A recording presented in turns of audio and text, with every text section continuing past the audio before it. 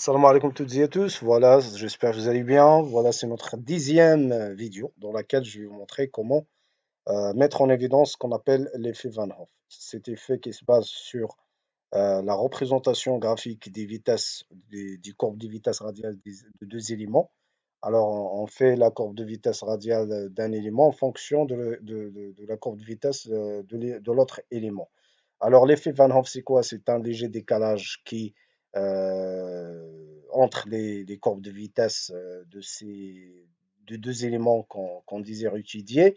Ce décalage qui est une conséquence de la propagation euh, de l'onde de choc à travers l'atmosphère.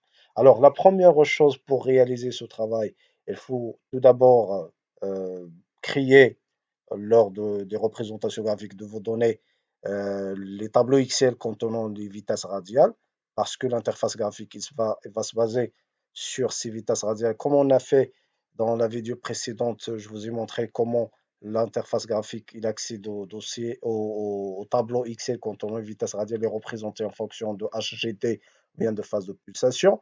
Donc, juste une particularité concernant cette représentation, il faut prendre au maximum 3 nuits successives des données et calculer leur vitesse radiale des deux éléments.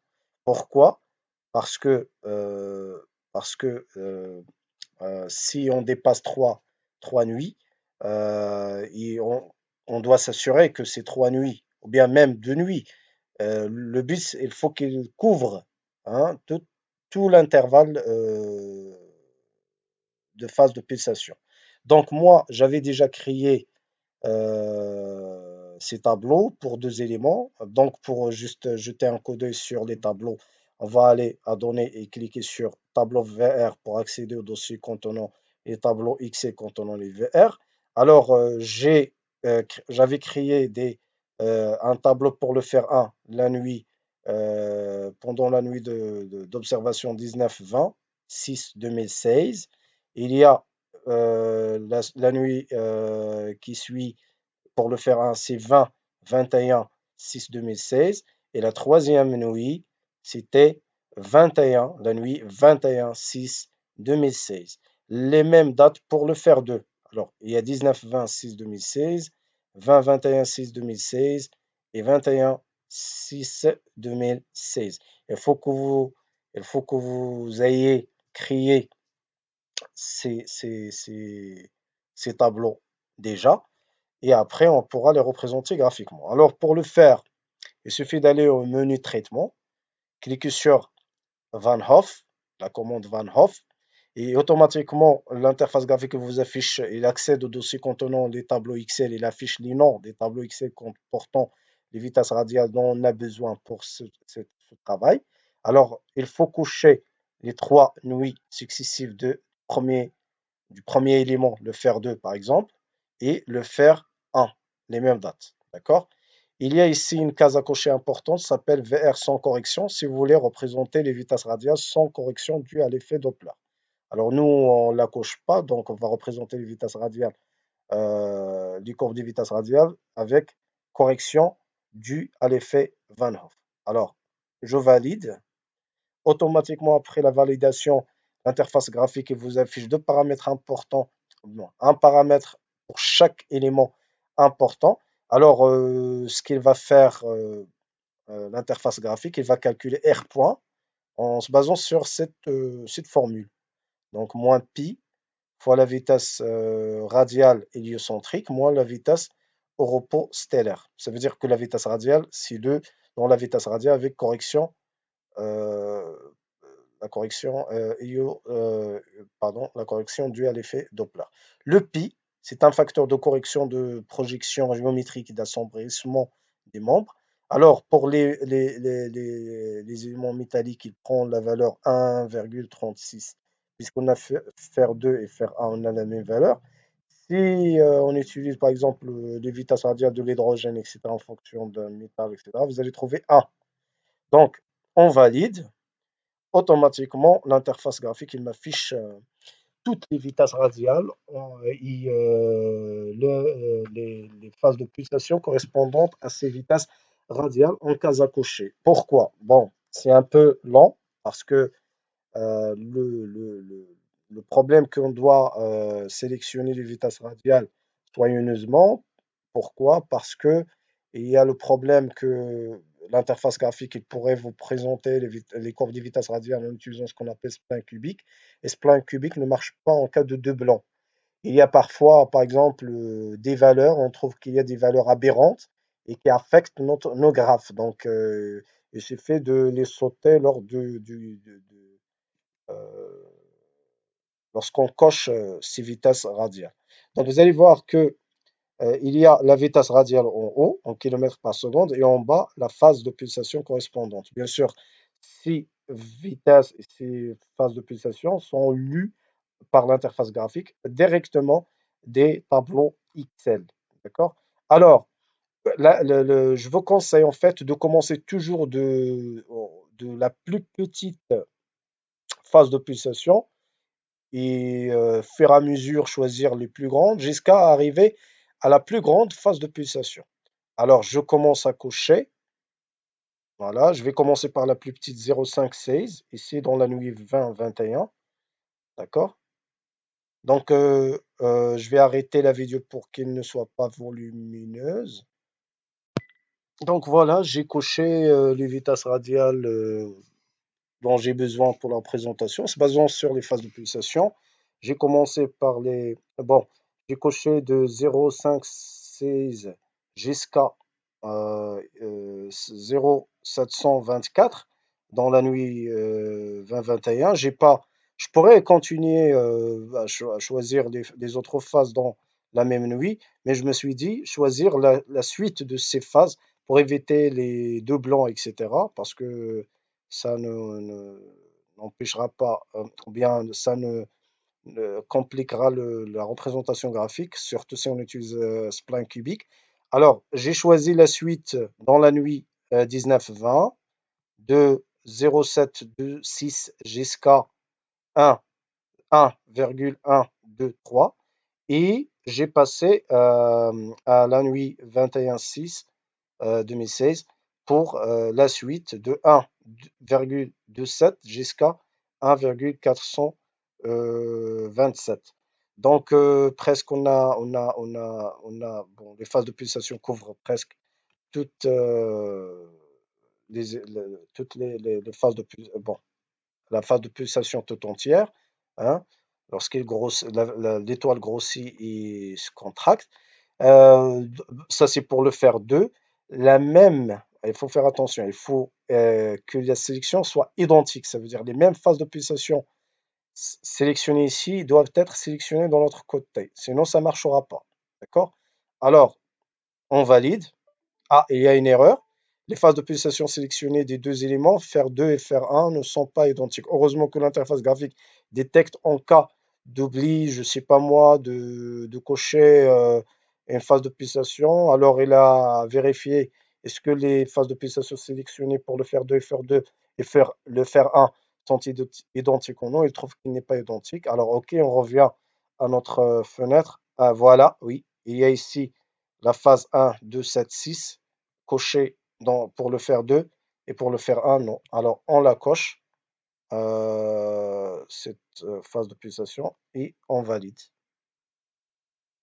Bon, ça marche, c'est bien, puisqu'on a passé ici, c'est bien. Ça, c'est la fenêtre pour définir les paramètres du graphe. Alors en haut, il y a le titre le titre qui affiche les deux éléments dont on va représenter leur courbe de vitesse radiale, le fer 2 avec sa longueur d'onde et le fer 1. Il y a ça, c'est l'axe d'abscisse et l'axe des ordonnées. Alors, modifiable aussi. La couleur de la courbe, vous pourrez choisir la couleur avec laquelle vous désirez représenter vos graphes de vitesse. Moi, je vais choisir le bleu. Il y a couleur de barre d'erreur. On peut choisir une autre couleur pour les barres d'erreur, par exemple. Le rouge. Cette case, j'y reviendrai pour vous expliquer son rôle après. Graphique, il y a le titre, RR par exemple, dans notre cas, par défaut, si vous utilisez une autre étoile, vous pouvez taper ce que vous voulez pour le titre.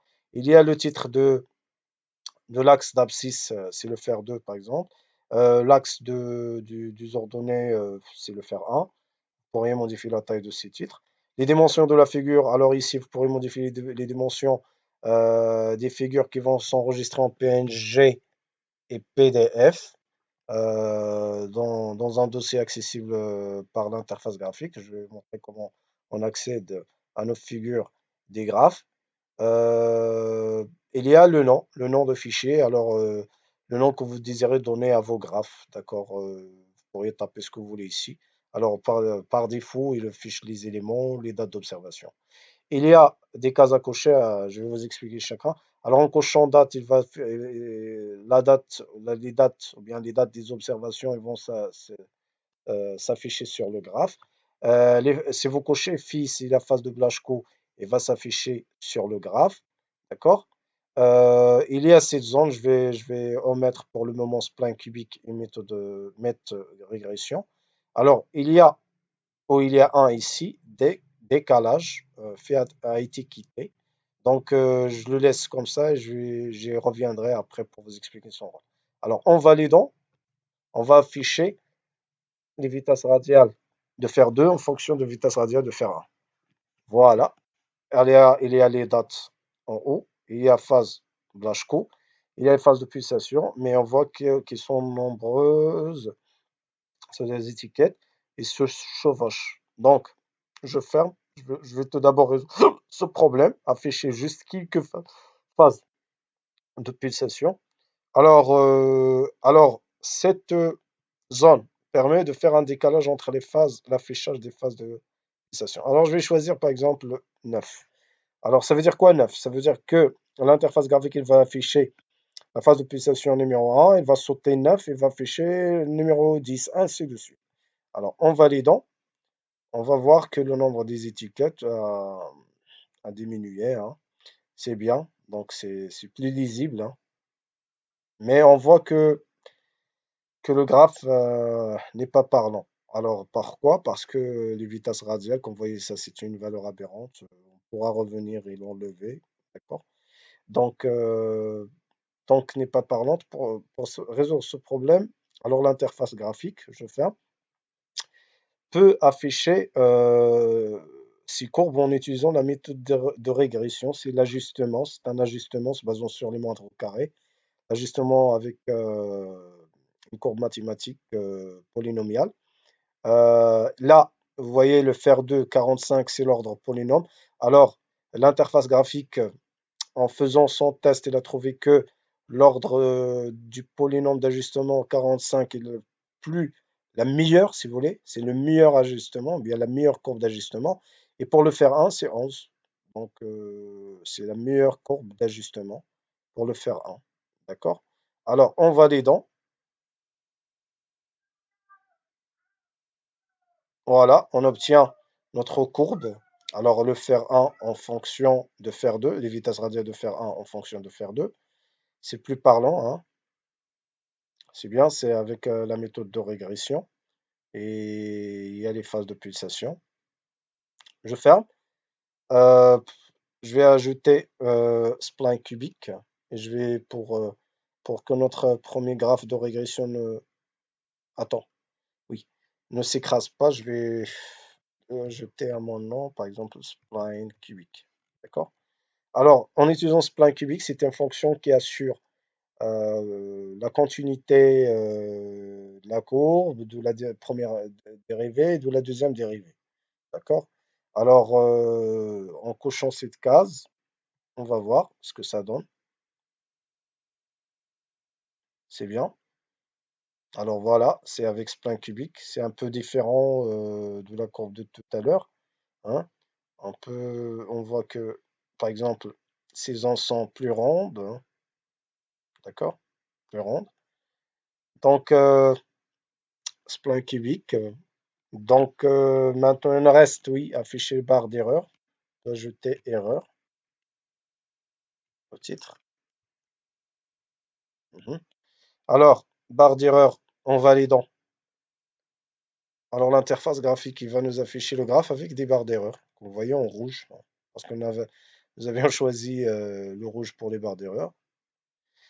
Euh, on revient à cette bascule entre X, Y. Alors, en cochant cette case, ce qui se passera, Tout simplement, le fer, tout à l'heure, il était le fer 1 en fonction de fer 2. Maintenant, c'est le fer 2 en fonction de fer 1. Le fer 2 et dans la barre, dans l'axe des ordonnées, bien sûr, l'axe des ordonnées, et le fer 1 sur l'axe des abscisses. D'accord?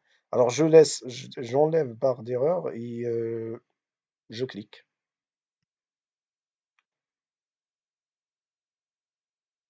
C'est bien. Alors, comme vous voyez, alors il a basculé entre l'axe d'abscisse et des ordonnées. Alors, fer 2 en fonction de fer 1. D'accord? Donc voilà, c'est tout pour la représentation. Juste si vous voulez accéder à ces graphes que nous venons de créer, parce que la phase graphique, ils enregistrent automatiquement en PNG, en PDF. Alors il suffit d'aller au menu données, image PDF et cliquer sur Van Hoff. Automatiquement, on accède à VH et à PNG, que vous voyez tous les graphes qu'on vient de faire. Alors, je montrerai, voilà. Et les graphes, il y a aussi les graphes qui se sont enregistrés, les mêmes graphes en PDF. Donc, merci pour votre attention. J'espère que j'étais assez clair. Une petite remarque, il me reste de vous montrer juste une petite. En fait, j'ai pas pu la supprimer, une petite fonctionnalité. Je ne sais pas si vous serez utile ou non, qui permet de représenter ou bien enregistrer dans un tableau Excel le nom des spectres, les noms des fichiers fit, en fonction de phase de pulsation, phase blanche que je crois, et la date, si je me rappelle. Donc, merci pour votre attention. Inch'Allah, à la prochaine, la dernière, et Inch'Allah, la prochaine vidéo sera la dernière. Merci.